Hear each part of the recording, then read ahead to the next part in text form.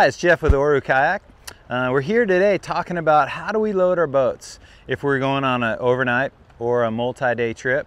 See in front of me, I've got the boat and dry bags, and we're gonna go over where we would put them in the boat and how we would set it up to go out and have an adventure. All right, let's get started. We're gonna go ahead and put the boat together. I'm gonna show you where I'd like to put the bags inside the boat so it's balanced and it's gonna give you the most enjoyable paddle.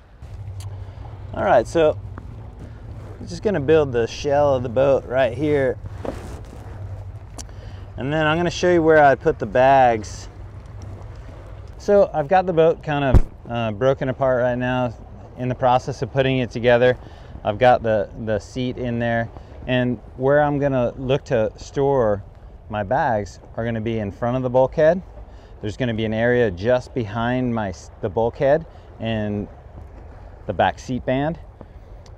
In the leg area, you could put a bag in between your legs and paddle. I think that's fine and safe, but I would use one of the smaller bags, like the blue and brown bag over there. And then you have one spot in front of the front bulkhead that you can put some equipment, maybe some food, in a dry bag.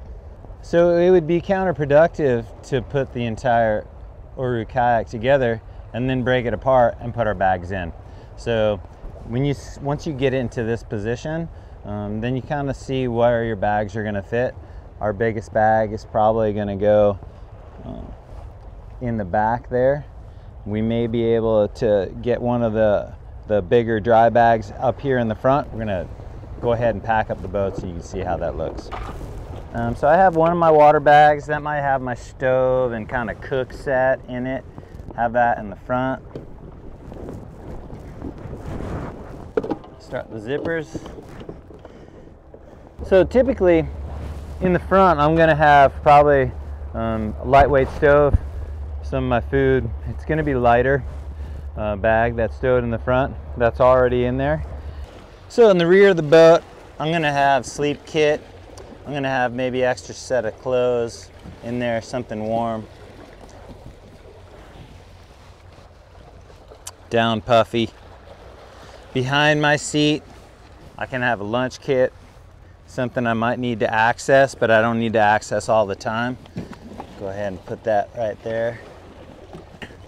Have that access right there. Go ahead and build the boat around that. So I've managed to get 3 of my bags in the stern, and that's gonna be predominantly where you're going to be able to get most of your storage, whether it's the coast or the bay model. Before I can put the zippers on, I'm going to go ahead and button the seat in. I like to get a little bit of leverage in there. Makes it work easier. I realize that there's a little extra air in this bag, so I'm going to pull it out. Take as much air out of it as I possibly can. If you push it on a rock and get some of that out, I'm gonna roll it 3 times. Make sure that it's gonna be waterproof. Actually, I'm gonna roll it a few more times. I'll be able to take up some of that space.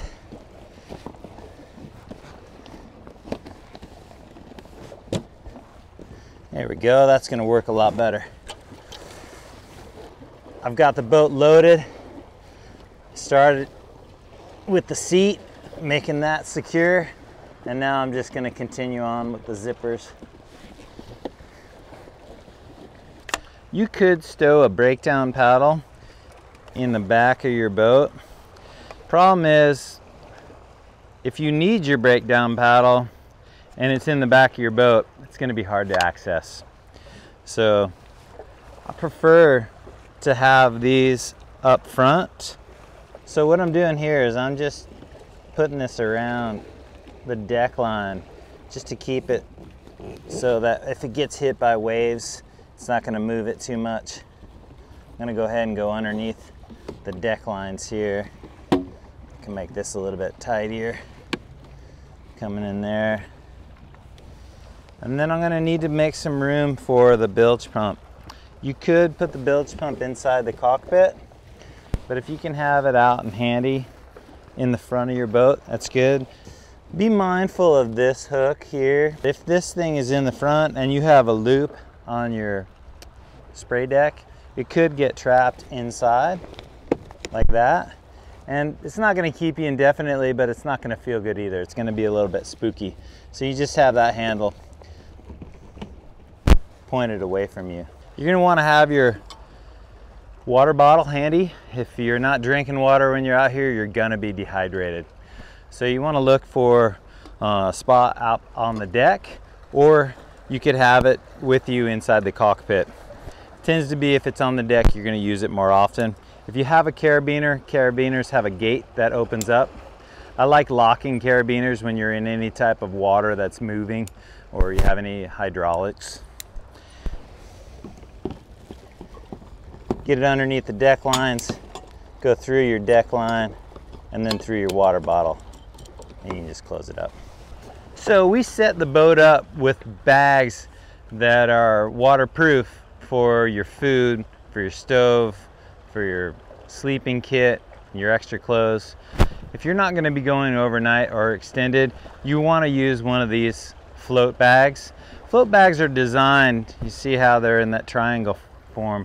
You're going to blow it up and you're going to stuff it inside, in front of the bulkhead, and that's your orange piece that when you're building the boat. So it would sit like this, and then there'd be one that would sit just like this in the rear of the boat. So your airbags are going to displace water when they're inside the boat. So if you were to build this boat and not have a bag like this in there and capsized, your entire boat would fill with water. That's a lot of gallons. We've got 8 pounds per gallon, and if you were to fill this entire boat up, you're not picking it up, and you're going to have a much harder time rescuing. So it's a safety issue. So you definitely want to look forward to having these, or if you're going on an overnight, those bags that you're going to have loaded in the boat are going to displace the water just the same. So on a typical day out in the bay or your calm waters, sun hat like this is going to protect you, and it's going to be just probably what you need. If you're going on an overnighter, or if you're going in places where there's rocks or rock gardens, you want to look at having a helmet. It's a safety precaution. You never know when you're going over, and if you have a helmet like this, it'll be really beneficial for you. Most of the time, if you're not in those areas, you could clip your helmet on the front, and that's way it's accessible for you when you need it, if you get into those more risky environments. So being able to go to remote locations or overnight in your kayak is really the high-end kayaking skill set. So you want to make sure that you have those skills in your toolbox. You also want to look for 1 or 2 more people to come with you. The more people you have, you can distribute the load. As far as you only need 1 cook stove, you only need 1 set of pots. Some of those things can be spread amongst several boats. It makes it easier for you when you're navigating the waters, and it's more enjoyable. It's also going to be safer for you.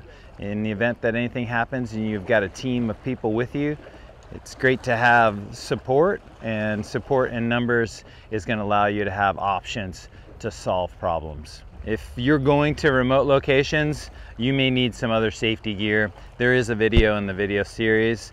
Please reference that for other items that you might want to bring if you're going to go to remote locations.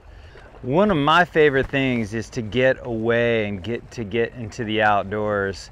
And when you're self-support kayaking, you can get to remote locations that you can't get any other place.